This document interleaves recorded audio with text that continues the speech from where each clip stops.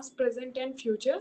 So, in addition to this presentation, I would like to add my own experience at our center during the pandemic and post pandemic. I call it post pandemic from after 2021, after the vaccination has been started.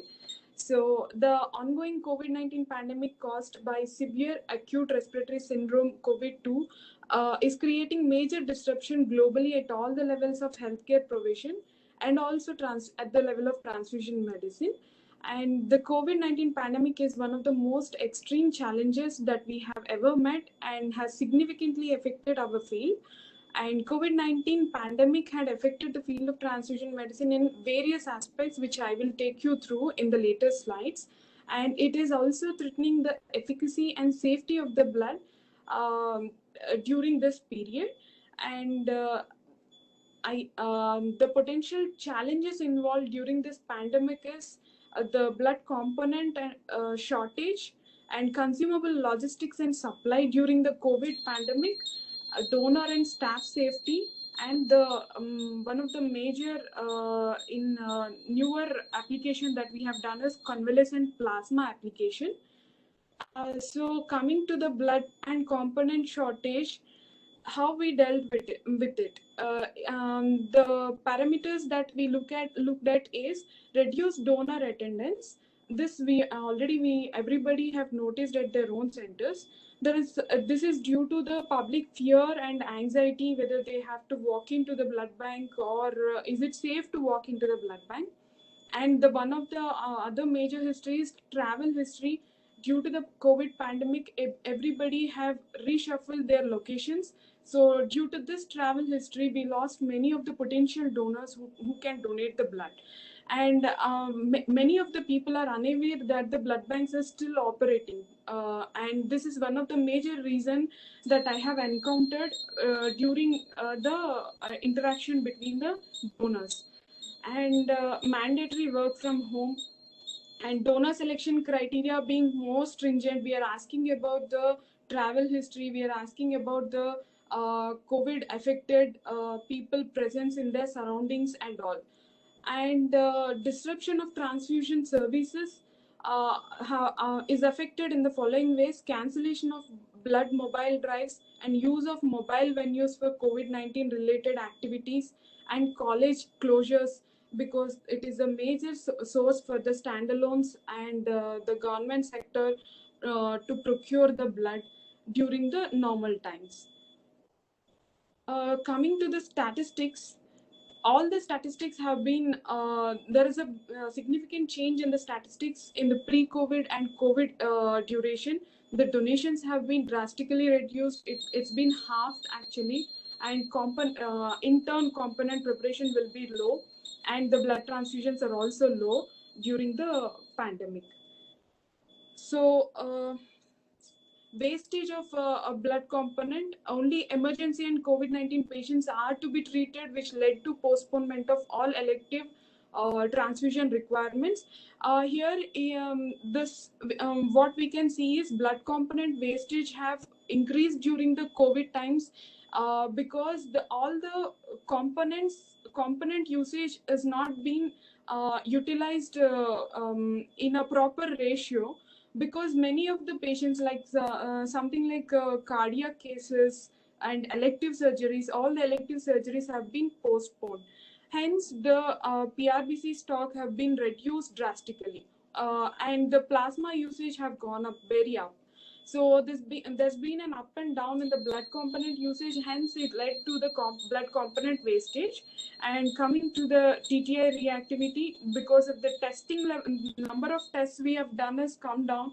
Hence, the TTI reactivity have come down, and TAT in issuing blood is also decreased, and donor reactions are also decreased because the donor number of donations, blood donations happening decreased, and donor deferrals is also decreased because we had to loosen up the donor deferral criteria despite using the stringent screening process for the COVID-19.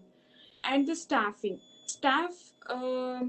technical staff plays an important role in the blood banking services, and due to the COVID-19 pandemic, the staffing is also affected due to various reasons like the unawareness regarding the COVID-19 pandemic. Many of the staff have backed down, and many of the staff were affected due to COVID-19, and this led to the shortage in working staff and working hands.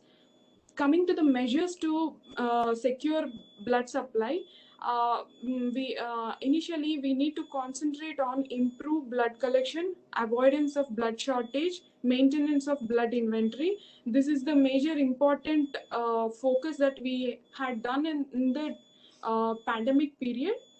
And to improve blood collection, the following methods have been implemented: media reporting of critical blood stocks, reassurance of blood donors, measures to protect well-being of donors communicated to blood donors, and blood mobile organizers via letters sent to donors individually and emails to organizers, and use of social media like Facebook, WhatsApp, and Twitter to create awareness and requesting blood needs, scheduling appointment for blood donation and donor registry, and giving them slots time by time to prevent the overcrowding. And tie up with the non-governmental organizations, military, paramilitary forces, religious or charitable organizations. This helped us a lot in mobilizing the donors, and special transport service for the blood donors. So in short, I would like to explain about our experience at our center. We have mobilized the donors in the surroundings of our hospital. We have approached the community team leaders in our surroundings, and we have mobilized the volunteer donors, and we gave them a slot timing for the individual donor, and we requested them to come to donate the blood. And that's how we manage the mobilization of donor. And as we all know, there is a restriction to travel or some curfew things which were there in the during the time of pandemic. So in view of that, we have arranged a few special letters from our hospital, so that we have sent it on WhatsApp, and so that the donor can show that letter, so that the curfew, during the time of curfew also, the donor is able to reach the blood bank on time. So this is how we mobilize the donors and we requested the donors. In addition to this, I would like to thank all of our hospital staff. Almost all, nearly 55 doctors from different various departments like cardiology and gastroenterology has supported us by donating the platelets, as the platelets are the critical stocks required for our oncology patients. So to avoid blood wastage, we have followed the first in, first out policy, and on demand bleeding the donors. And maintenance of blood inventory, interregional blood or component transfer, appeal to hospitals to set up patient blood management, and postponement of non-urgent elective surgeries with significant transfusion requirements if it is more than 2 units of RBC. So in Hyderabad, we have seen a lot of blood donation drives in coordination with the government have been done. And IPM Blood Bank is a major center, regional blood transfusion center designated blood bank. So this blood bank have been worked very well, and they have mobilized all the donors. They did the blood donation, and they have supplied the blood units to all the government units wherever required. So that's how it happened in the government sector. And this is how the inventory is managed. Coming to blood donor safety, scheduled appointment and Arogya Setu app maintenance in the department, because one of our person who is a blood donor counselor, she used to monitor the Arogya Setu app, and it used to be on 24 hours. Because that will trace the identity of a positive donor in our surroundings. So even if we miss some counseling parts, or even if the donors have didn't reveal their history properly, also Arogya Setu app have guided us properly, and we have scheduled the appointments for the donors, and the proper social distance is been maintained during the pandemic, and even now we are following that. And coming to staff safety, staff say minimal number of staff is maintained or changeovers has been done. During the pandemic, we have removed all the shift-based working hours, and we have completely divided the 24-hour working shifts into two shifts, that is 12-hour shifts, and only two persons are handling the blood bank in a 24 hours to minimize the changeovers and the contact exposure of the staff repeatedly to the um, like this COVID-19 pandemic situations. And quarantine leave have been given to the staff whenever there is a doubtful situation or whenever there is a history of travel of the staff. And PPE biosafety cabinets have been provided. Special biomedical waste disposal measures for COVID-19 waste have been the topic of biomedical waste management have been explained to the staff and is being implemented well during the pandemic, and is being followed post pandemic also. And online psychiatric support and the support to the staff mentally and physically, the support have been given to the staff in both the ways from our hospital. For example, many of the for example, hello, hello. Yes, Dr. Sangeeta, you're audible. Please continue. Okay, thank you. So during the time of pandemic, many of our staff have faced a few challenging issues, like as they are working in a healthcare sector, many of their surrounding people have raised many objections, and that was a difficult situation for them to be at a home during the off-duty timings. So during this challenging time, our hospital has supported them, saying that whomever they object that to stay in that particular area, they have been contacted very well by our administrators, and they have been supported legally and according to the Disaster Management Act. And the hygiene level is raised. Hand rubbing alcohol available at all the places, all the areas of the blood bank, and all the surfaces are cleaned several times a day to make sure it is not contaminated. Coming to consumables, logistics and supply, consumables expiry and shortage, equipment failure are also weak points that we need to manage during the pandemic, and measures to overcome first in, first out. This has been done properly at our center, and buffer stock to be maintained. Buffer stock is being maintained, resource pooling have been done, and daily maintenance of equipment have been checked to prevent any and tie up with the COVID-19 centers. Importance to donor privacy or confidentiality have been maintained. Filter out test seeking donors, provision of incentives for the travel. So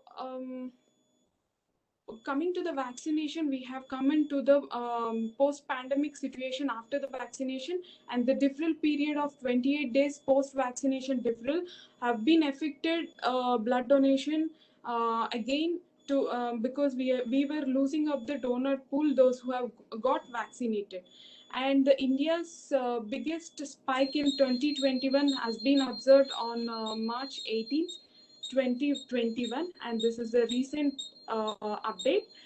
Coming to the future, an emergency or untouched donor pool mainly consisting of regular voluntary hospital-based blood, apheresis or rare group donors must be readily available. We should make sure that it is available, the list, and we have to work with the government bodies in close. All the blood banks should be encouraged to have in place an emergency blood management plan in preparedness, planning for sustainability and safety of blood supply. And as we learn from the past experience and learn from others' experience, we will be well prepared in the future. And in conclusion, reassurance and effective communications are the key. Donor care and staff care is still important, and identifying crucial areas, proactive planning, coordinated strategies, and their timely implication are also important. And preparing for the worst is the best way to deal with the pandemic. And I thank ESIC team for giving me this opportunity. Thank you. Thank you, Dr. Sangeeta, for your presentation. Ma'am, HOD ma'am, please. Yes, yes, thank you very much, Dr. Sangeeta. I think you gave a good overview of the various challenges which were faced by the blood centers and how at individual level as well as with the support from the community, because I know initially there was so much fear and also there were lockdowns and people were hesitant to even move out of their homes to any place. But I think in this regard, even the government has helped in the voluntary blood donation or blood donation as such by issuing timely guidelines. I think the NBTC had come out with the guidelines in April itself, and there were also circulars from the health department and administrators trying to reassure people that it was safe to come forward to donate blood, provided you had to keep all the safety measures in place. And now, of course, we have the added problem of again, there is a resurgence of this increasing number of cases. And as you've rightly said, that yes, the vaccination drive is also going on. And a very considered view was taken to keep the deferral period of 28 days. And I know that probably many of the transfusion medicine experts are not too happy about this deferral period. But we have to realize that vaccination itself is also giving rise to reactions in the people who are getting the vaccinations, and these are still under emergency authorization. So therefore, we have to look at the aspect of donor safety as far as this vaccination is also concerned. So, but of course, if there is any such issue, government is open to review the guidelines. And I think there was one question which was Yes. addressed to you. I saw it in the chat box. Yes, And ma'am. that was regarding some incentives for travel which were given to donors. So could you just elaborate a little on that? Ma'am, actually at our center, what we have done is we have arranged a travel facility. I have spoken to the administration staff and we have arranged an emergency vehicle where we can pick up the donor in the surrounding areas within the limit of 20 kilometers of the hospital. So that we have provided the transport facility for the donor so that it will become very easy for them to transport. So only this we have done, ma'am. So yes, this is only facilitating their transport. So it's not truly an incentive, but yes, you have helped them to reach the blood center and drop them back safely. So yes, I think this was a good initiative. And Yes, it also gave confidence because there was no public transport. There was really nothing available. Yes. True, ma'am. And also So, we arranged it in the ambulance, so hence it was not stopped anywhere else. So that hindrance was not there for the donor, and that's how we mobilized the donors. Other than that, we didn't give any incentives, ma'am. yes, and I think it's very, very creditable the way the transfusion medicine community in our country has handled it. And given all the constraints we face, and yet how each one of you have worked out on novel situations, looking at your own